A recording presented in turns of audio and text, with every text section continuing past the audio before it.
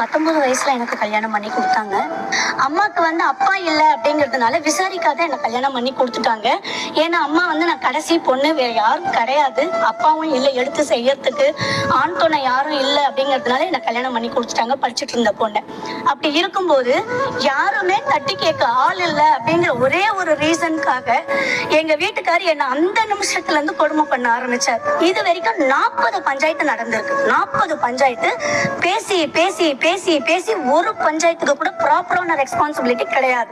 வரும் போதெல்லாம் என்னையே குறை சொல்வார். நான் சென்னையில இருந்து போன பொண்ணு, எனக்கு வில்லேஜோட நடைமுறைகள் எதுவுமே தெரியாது. என்னுடைய வீடு பாத்தீங்கன்னா, என்னுடைய மாமியார் வீடு பாத்தீங்கன்னா ஃபுல்லாவே சாணி தான் போட்டு முழுகணும். சாணி போட்டு முழுகி கரெக்டா இந்த நீட்ல இருந்து அந்த நீட் வரைக்கும் இருக்கும். அவ்வளோ நீட்டும் சாணி போட்டு முழுகணும். விடிய விடிய 3 மணிக்கு எழுந்து முழுகணும். இதை எங்க மாமியார் நான் எழுந்து செய்யறேன்னு அவங்க ஸ்கிரீனை திறந்துட்டு